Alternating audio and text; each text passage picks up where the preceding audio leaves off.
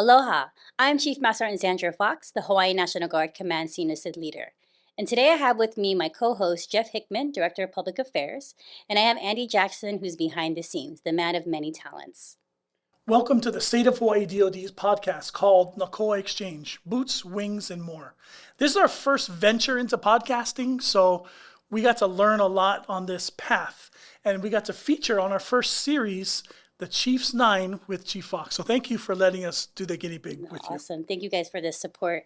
So today we're going to reflect on previous episodes of the Chiefs 9, and we're going to talk about some of our highlights, some of our favorite things we probably could do better, maybe some learning lessons. But we hope you guys enjoy this episode today. Okay, so Chief, we have 9 episodes and kind of an intro. What are your overall thoughts, and what did you experience going through the recording of the Chiefs 9? Yeah, I think initially apprehensive about this idea. I thought this is a big idea. What are we going to do with it? Podcasts are hit or miss. Some people might listen to it, some might not. And I think just going through this whole process, the creative process, was a great way to learn a lot about some of our airmen and soldiers that we featured. And I'm just really ecstatic that we were able to do this and to reflect back and just kind of learn about all the great things that our airmen and soldiers are doing. We've been wanting to do a podcast for a very long time. We see other states that did it, and we're like, I think we can do that. And I know we have the great stories.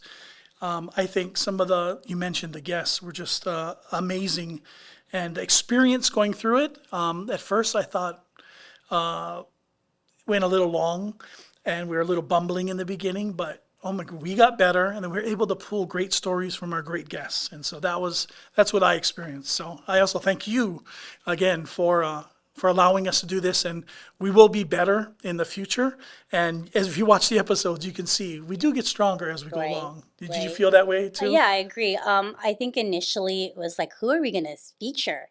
That was kind of one of our first, I would say obstacle, but kind of questioning it. So first we started with coming up with our 9 topics. Right. Then we were like, okay, now who we're going to feature, who we're going to have talk. So I actually reached out just through different people, talking with you guys. Hey, who do you guys know in the harangue and hyang that might be good to talk about this? And amazingly enough, the way the pairings came together was sort of like magic. And it was amazing when they spoke. You're like, wait a minute, have you guys ever met each other? They're like, no. They were riffing back and forth with one another. Their connections were just really strong. And so a lot of people ask, how do I get on the show? And I'm like, it was just a recommendation, and I'm just going to trust whoever I'm asking for that recommendation. And it just worked out really great. Most of the people said yes. And I remember we started off with lists. So we did Year 9 first, which is a great slideshow as well, along with the logo, and just to have your principles and initiatives. And then the list of people, and there were a lot of empty spaces after our initial 3 or 4. We were just thinking, what are we going to do? And there was a little bit of pressure there, but again, it always comes through, right? When there's hard missions to do and you come into obstacles and challenges, the National Guard will always find a way, and they deliver. You have incredible guests on these episodes. So, what did you learn from these episodes? I learned that a lot of people want to share. Like, they are willing to talk about the things that you are asking of them, right? So what's your opinion on A, B, and C? And they just want to share their story.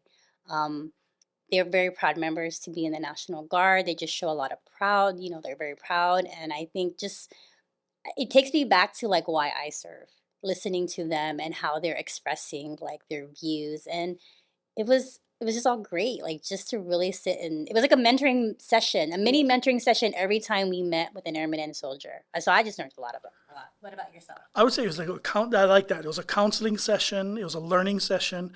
And if I knew some of the content that our guests shared as leaders and mentors and what they do to be successful, I think I would have been way more successful in my efforts. I did my time, I'm done, and now I'm like, wow, I have more knowledge now than I did when I was in because of our guests and this whole episode. And we want to save all of that content. It's always going to be there. But yeah, what did I learn from the episode? I learned a lot of everything, Army, Air, and leadership. Well, it got me thinking, how do we hone in on some of this experience? How can we leverage these the things that our people are thinking, because usually at our levels, right? It's our level. It's E9 and above. We have the opportunity to speak, but like, how do we leverage these people in these positions that may not be in, like, I would say, higher leadership roles, but Yeah, and the topics with the people, I think some of them could have switched, but the ones that actually stayed with the topic that we had worked out. And to be able to hear their stories that were very significant and specific to that topic worked. Now, I think a couple of them could have been on 3 episodes because they were so interesting and had a wealth of experience. And I hope that that does get shared with the lower enlisted. And I do hope that the lower enlisted realizes that a lot of these guys, where they started was not where they finished. They were one and dones, barely joined the guard. A lot of the things were lucky that how it got to them to their place that they're at now. So it'll let the lower enlisted know that, if you're just a drill status now and you're E3, E4, E5, you can still do a lot more. And these guys, all of them were examples. yeah. And hopefully, like, with those people being on our podcast or episode, that they can be mentors to those out there listening. So, that was the hope and the purpose for this podcast. Oh, Was yes, that was like, talk story, that was. figure out what mentoring you have or you can offer, and yeah, I think that's what we told all of them, right? It's a talk story session. There'd be 4 of us around this table. No, just look at us and talk. And forget the cameras and the lights and just tell us your story. And they did. They came through. I do think we did a little bit of work to get some information there. So the first 3 episodes were our introduction, our warrior ethos, and leadership spectrum. And so we had Chief Hubbard and Command Sergeant Major Kumalai on warrior ethos, and our leadership spectrum had Staff Sergeant Alcala and Senior Master Sergeant Barrientos. So I guess, what are your thoughts and your memories from those first 3 episodes? intro was a little scary. It was like if you come back here right now, you're going to see all these bright lights, these cameras, these really nice microphones. So it was kind of like I'm being interviewed, right? Like, why am I doing this? And I just had to really be like, all right, I'm just gonna be honest and be genuine with why I want this podcast to happen. And it definitely came to fruition on what that was.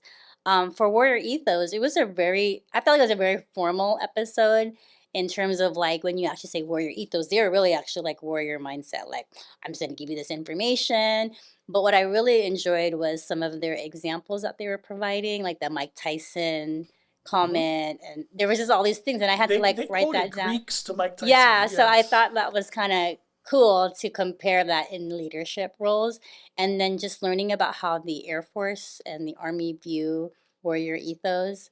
It's the same, but the way they go about it was interesting. But they both agreed that we can do better at having a more of a warrior ethos mindset, and that, that's probably a challenge that we have in our components. I did like too when we tried to get Army and Air because we wanted to have 2 guests on every episode. I'm Army, you're Air, so it was a good mix. But a lot of the topics and problems and challenges and successes were the same. The principles that the Air Force has compared to the leadership's ideals and lists and mantras that the Army has, they're very similar. And I guess both of those leaders, and they were true warrior leaders, wanted to really pound that home and make sure the lower enlisted know that, hey, you're a warrior first, and then you do everything else. So it's, the 2 missions of the Guard: support your communities and win America's wars. And they pounded on the win the America's wars part a lot. Agree. One of the feedback they gave me was, man, I wrote all this stuff down on my papers. There was all these things I wanted to say, but didn't get a chance to say it. So I was like, hey, this just opens up more conversation with your soldiers and airmen about, the topic in itself. So a lot of information for that. As far as leadership spectrum, so Andy actually came up with that title because we were talking about different leadership styles. Is kind of how it came up, and we said spectrum. Oh, that's so broad. Like, how do we pinpoint what we want to talk about? And it actually, the topics that came up were just very simplified and just between the 2 people talking about everything. I think we talked about emotional intelligence, effective communication. I think we're the 2, and that one was kind of a longer discussion. There's just so much to cover, but it was great. Yeah.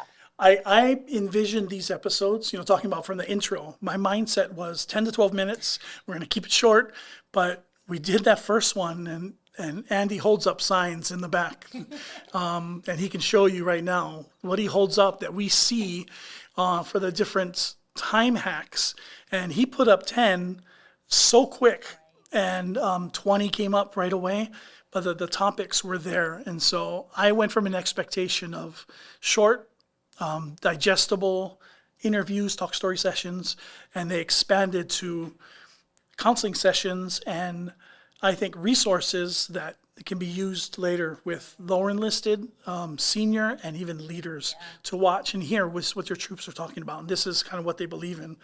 You know, the leadership spectrum, the warrior ethos, and some of the other ones, communication seemed to be a theme throughout. And so that seems like a challenge that if you can overcome that, you might be able to do a lot of these other things.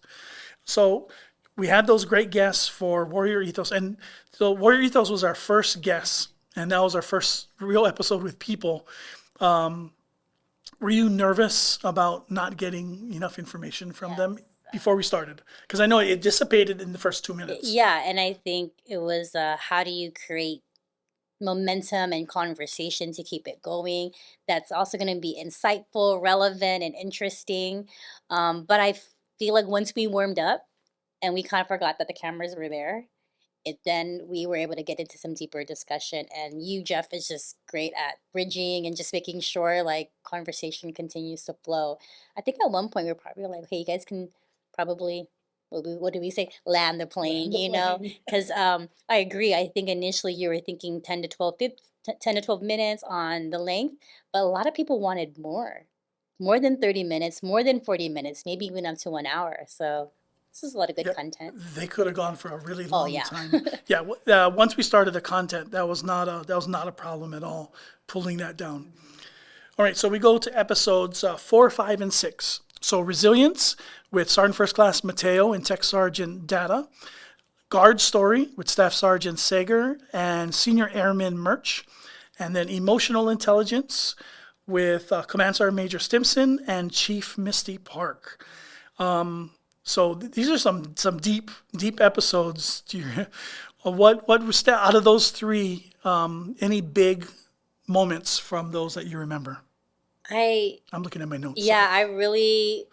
I don't know, those honestly, when we kind of went over those topics, I didn't really think, I don't say much about it, but I wasn't sure, right?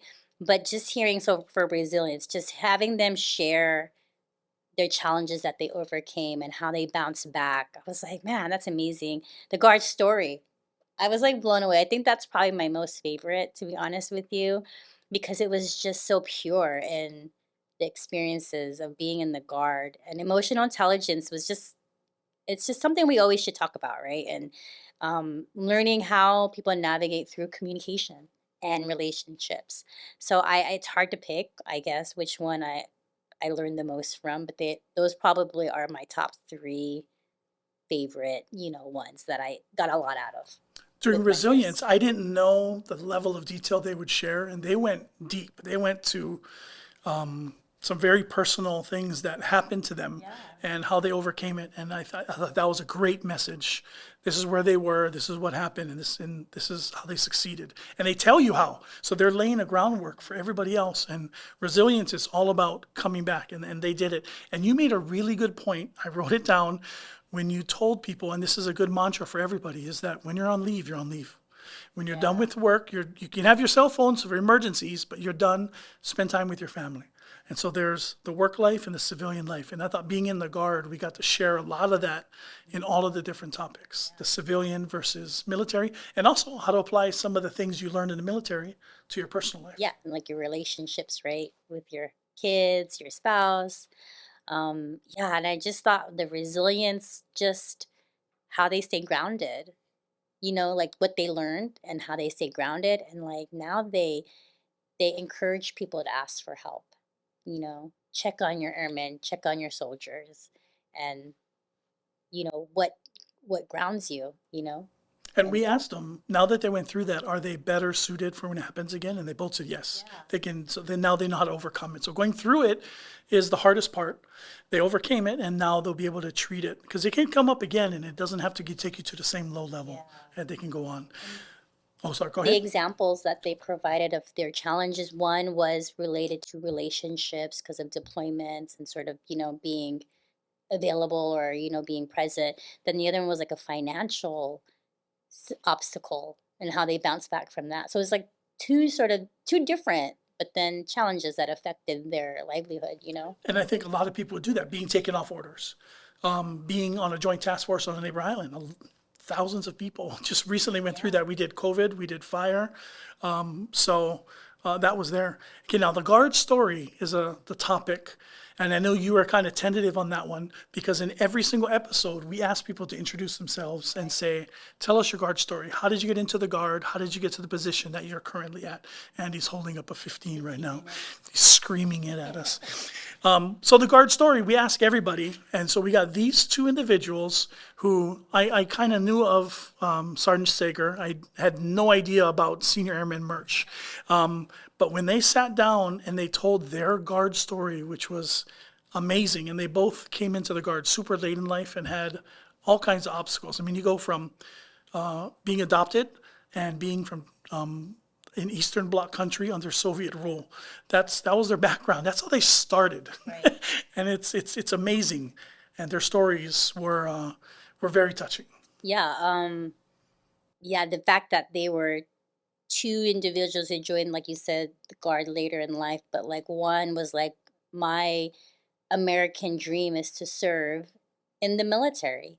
And then one was sharing, the guard saved my life, and you talk about their history, right? One's a professional tennis player. That's how he left the Soviet, right? And came into the United States and playing professional tennis for Hawaii.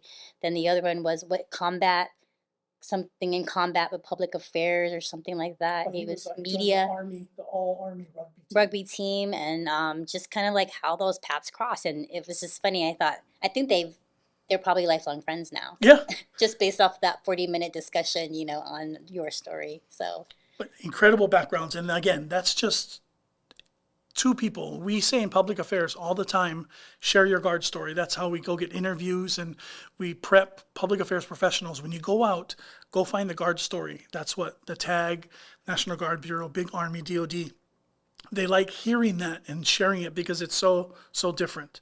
And emotional intelligence with those two guests, sharing what they do and their personal achievements and awareness and how they apply that to family life. I mean, they seem a lot more organized than I will ever be. But they gave great examples of what to do. And a lot of notes can be taken from that. When Command Sergeant Major Simpson talked about priming, I thought it was a good way to start the day is he thinks about 3 past events, positive things, and then thinks about 3 other people and their situations. Yeah. So just thinking about those 6 things before you start work and it gets you going and positive, and then it might just be reaching out. There's so many people that I know I owe a text to or I should call or notify, and he has a system in place where he takes care of that, and it was just very impressive. And I loved he left us with a gift. Oh, If you yes. recall, it was a book, the 5 languages or appreciation languages in the workplace. So I took the test, and I actually like words of affirmation, which was an aha moment for me. I never realized that, but it made sense as I kind of reflected back, in my career, like what do you look for in validation when it comes to like your performance? And so I thought that was just a great added bonus to teach me more about emotional intelligence. And didn't you mention, Jeff, like you weren't really clear on what emotional intelligence was and you had to sort of look it up? Well, I Googled it and I had all kinds of notes ready, and it just washed away when they started talking. It was easy for me then to understand exactly what it was, and then that we apply it all the time. It's not just a military thing, but it is its existence. So we've got communications, relationships constantly pop up, civilian and military. So the constant themes with all the topics. All right, so that was episodes 4, 5, and 6. So episodes 7, 8, and 9, we had time management and priorities with Senior Master Sergeant Morse and his wife as well, Senior Master Sergeant Morse, Jolene Morse. So that was our first couple that we had on. Episode 8, Lead from the Front and Mentorship with Master Sergeant Makane Ole and Chief Spencer. And then episode 9, we brought back 2 past Cecils. That was our Cecil alumni show, Chief Parker and Chief Lee, to kind of find out what did they think about in the past and their experiences being the Cecil, and we got to also hear their guard story as well. So out of those episodes 7, 8, and 9, what are some thoughts you had from those? What was kind of funny with time management, it took a long time for me to even get the two together because of their busy schedule. So I thought, They're perfect. popular. Yeah, more reason why they should be on the show. Learning that their time management is also supported by their unit, because the two are part of the busiest flying units. They're both in the flying unit, but just how their leadership supports them and how they're on their like master calendar. And then we talked about even making time for ourselves as a couple. And so that was a deep discussion about making sure you have date night and that you have your one-on-one time with your spouse, which I think we all can do more of, right? So I thought that was just a great point to make point of, because we definitely have to do that. And it's not all about time management when it comes to like, what's your priorities at work? We're talking all of it, quality of life. Yeah, And she made a good point, is that, and it's said over and over, and sometimes you need to just hear it, and where time is precious. If I make time with you, it's because I love you, and I'm dedicated to you or dedicated to the mission. Time is valuable. And then she said, and it got her to tears and almost made me come up with tears, was, you never know when the time will end. So you got to make the time. So the system that they set up, the challenges and the help that they're getting from their units, 2 of the busy flying units, family, and they overcame it, and they seemed like they had everything in order. Now, I know it's probably chaos behind the scenes, and they don't look it, but they're also higher up in the levels, so they've succeeded with all of those challenges, which now are not challenges because it's segmented, it's blocked off. And just watching them two interact, like I don't know if you guys could see it, on the episode, but just the way they were looking at each other as they were talking, if they wanted reassurance from each other, like, oh yeah, like this is a team effort. So I thought that was really cool. That was great. And she's the smallest airman in the Yeah, she's the Air Force. I guess, load master. That is crazy. And so they used her for a, what do you call it? They used her as a study. Yeah, the example. A study for, can people be this high and succeed? And not a good one to test if she can succeed, because I think she can succeed at a lot of different things.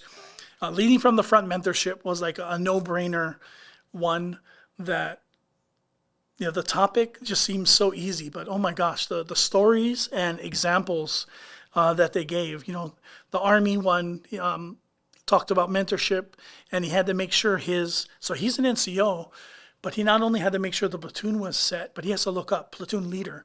So is the platoon leader ready, and is he prepared? Because I don't want him to look stupid in front of the men.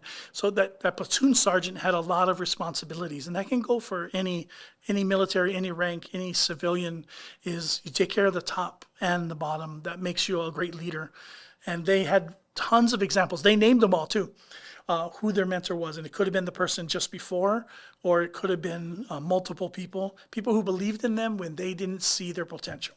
I thought that was a really good message for that. What'd you get from that? I really like that example from Chief Spencer about the steersman. Oh, the canoe. The canoe, and I was like thinking, I did my second canoe race with you actually, Jeff, and I'm thinking about like that teamwork that's required to get this canoe moving forward.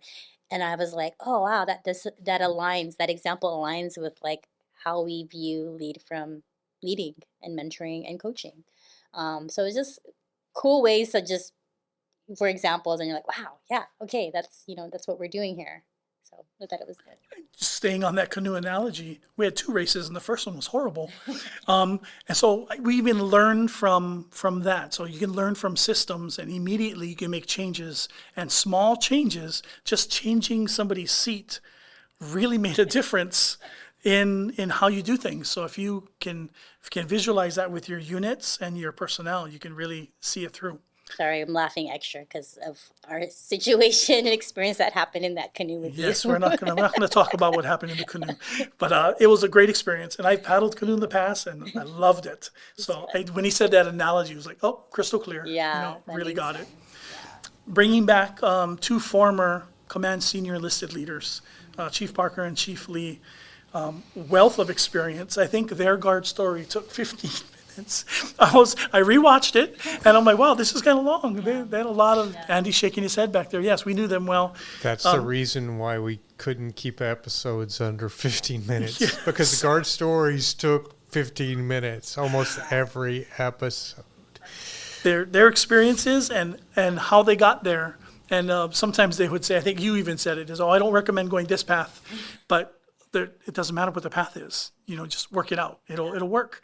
And a lot of, I like, both of them said they appreciated when the tag would give them a seat at the table. So the enlisted had a seat at the table. And did you get to experience that as well? Is that, the CISO represents all the enlisted. Was it good voice, good support? Yeah, absolutely. General Hara, my previous boss, definitely made sure that I was there, no matter, even if I didn't have a speaking point, just the fact that you're physically there shows something. And hey, this is my CCEL. So it was a command team effort and relationship. And I could see where if you don't have that, how it sort of maybe discredits the position a little bit. So I think that would be the number one, is build that relationship with your boss, your general officer or your commander. Any level, yeah, build it with the boss. Yeah. I think Chief Parker also said is that why he was there is because the tag appreciated his frankness, and sometimes you need people around that might have a different opinion than you have because you see things a certain way. So he was getting a different perspective. The tag, Major General Joe Logan at the time, knew that if I have this Cecil next to me, he's going to pick up different things, and I can actually look at his face and see whether he liked it or not. But I'm going to ask him later, and he's going to tell me truth. And so having being confident enough to have somebody else that didn't have maybe the same opinion with you. But representing the enlisted has got to be kind of stressful. And so, is there one thing you're going to miss about being Cecil? I think I'm gonna miss just the unit engagements, being there for ceremonies, promotions, just events like, singing the Army and Air Force song. And I think just getting to know them, like this process in itself, I feel like I wouldn't have been able to do it without by not being a CISO in a podcast, so I'm gonna miss just those interactions with our eminent soldiers. They're definitely going to miss you. No, thank you. So the number 9 in the Chiefs 9, but it's actually episode 10, is the women in combat, and we brought in 2 superstars for that. What stood out for you the most? I'm sorry, it was Captain Nucky and Captain Burley. So I think to go over a little bit why I even invited them to come on was I was invited to a female in combat arms sort of meeting, talking about some diversity challenges of that, because women are still fairly new in the combat arms units. And I just didn't realize that challenge that they had. Being me, I'm a personnelist, so like it's all a lot of females, and I never thought about how would I feel if I was the only female in a male dominated career field. And just listening to some of their issues. So one thing we really talked about was hygiene and privacy challenges, like when you're going out to the field, the thought like, oh, you're a female, like you can't do certain things, the same things that the males can do. But then the balance of like, you are a female, you do have different needs. And so you probably can't do some of the things that the males can do. And just kind of figuring out where do you fit in. And I just thought it just opened up my mind. I got to get them on. Let's talk about this, because I think this is a subject that everybody should be listening to, because it's about being inclusive and then diversity in it. And I think just looking at the two, and I'm like, man, these are captains, right? Like this is the future. These are our future officers who are going to be who are in command right now, and as they stay in, become in leadership roles, and they're paving the way. They're breaking certain barriers. They're building this legacy of like, you can do it. You can be a strong soldier, not necessarily female, but like you can do it all. And I don't know, I just really was in awe of them and their experience. Yeah, they showed that the label of being female went away, and they were just rank and soldier at the time. Now, they were both in a very tough unit. It's not just women in military or women in combat. These were commanders, and the very first for the Hawaii National Guard, and they're in a field artillery unit, which is already very ho-ho and hiki-no. And those soldiers accepted them. They probably tested them a little bit because they needed to find out. They did say a couple times, I got to use my mommy voice for them to understand, because sometimes they don't. And what I heard was the respect was earned. It wasn't given right away, but it was the same that a male would have gone through. And they appreciated what their soldiers did, and they know they're trendsetters and making efforts. I just happen to know a stat that in 1974 there were only 19 women in the Hawaii Guard, and in 2024 we just had 2 female commanders. Now they're working on the staffs, and they're going to progress in their careers. They're not done. No, they made a great milestone and achievement, but they're not done by any means. And don't get me wrong, we don't want to be identified as, oh, you got picked because you're female. We want to be identified for our abilities and our capabilities and the things that we bring to the table. So that's the balance of talking about first female anything or females in anything, So I just hope it kind of creates some conversations and open dialogue on what are some of the challenges we're having. So yeah, it's really good. And there's a lot of challenges out there. We're going to have a lot of topics that definitely will be covered. Awesome. Okay, so that was the last episode. Do you have any final words that you want to kind of conclude with about the entire series? I think I'm hopeful that the series has provided some insights that I think normally people wouldn't maybe hear from other people other than myself. I've always told myself I don't want to hear myself talking, and I think the better results is because they know the people that are being featured, and I believe I've heard some people have used it for professional development.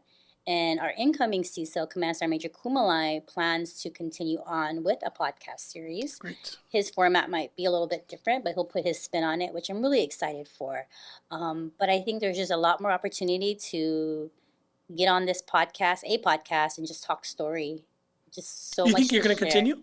I don't know. It might be my full-time job later, but I just had a lot of fun. And I just really with the support of you guys in the PAO office and just, hey, yeah, Chief, that's a great idea, and really pushing me to kind of do it, and it's gonna be good. And I was kind of sad when we ended recording. So I'm glad we're doing this last one. But I'm oh man, I was ready to do more. But I think for those of you out there listening, take the time to listen in on these episodes. It's not about me. It's about the soldiers and airmen that we have featured. A lot of great pairs of people that have experience and insights that I think you can definitely learn a lot from. So this is not a senior enlisted leader thing. This is really a Hawaii National Guard, episode or series. So Or featuring the superstars of the Guard and their stories. Andy had some really good points. I wanted to bring him on and share too. Andy, what did you feel and learn and experience? What are some of your thoughts about going through this Chiefs 9? It was really interesting the way I listened to the Chief podcast. I actually listened to every episode 4 or 5 times. But there's a connective tissue of themes and readiness and resilience and being mentally prepared before you walk into the room or before a mission hits, and the importance of all of that, and how that helps us to be successful as guardsmen. That you have to take care of your physical, spiritual, and mental health, and and everyone does it differently. And there's all these, whether it works for you or it doesn't, you can take something from one of these episodes and will help you be a more successful and a more proficient airman or soldier. And I think one of the key things is really being able to understand other people and where they're coming from. the whole leadership spectrum and emotional intelligence episode, where being able to understand the feedback you're giving and the noise you're putting in the room, and read the noise that other people are putting in the room so you can have an appropriate response. As someone that is on the spectrum, that is neurodiverse, it's something that is always kind of made me wonder how I function in the world, and it really helped me see different people's perspectives. And I really enjoyed that in all of these things, because while we may have been talking about one topic, it touched on almost all 9. Every episode touched on almost all 9 in one aspect or another. So true. Andy told me a couple things while we were preparing for this. Now, Andy had to edit these episodes, so he's seen it and heard it probably about 30 times. He's cutting and over and then uploading, so he's very familiar with it. But he also mentioned that our unplanned synchronicity of the guests. They came into the military at the same time. They both worked at the same location.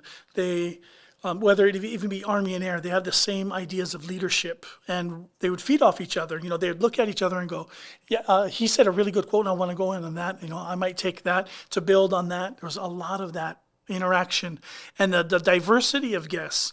We did keep it. There's a lot of senior, but we had a senior airman on, and we had some E5 level, but it was a good diversity and a good mix. We got from international to prior service to, Command Sergeant Major Kumulai told a story about how he didn't know what to do after high school, and the recruiter said, "What about the Guard?" And he said, "Okay," and that's how we joined. So the stories were just amazing. So I was thinking about it, and I wrote this down. I said, I learned, I met, and I hope. I learned a lot. I learned a lot from all the guests and you in this process. I met amazing people, and I think that some of the ones that are not closer to the end of the career, I'm going to see the other ones progress and finish a long career in the Guard. So I've met, and I will follow a lot of those people. And then I do hope exactly what you said, is that units take advantage of these episodes that'll be on forever on the internets, and they can use it for professional development and share, because some of these lessons are timeless.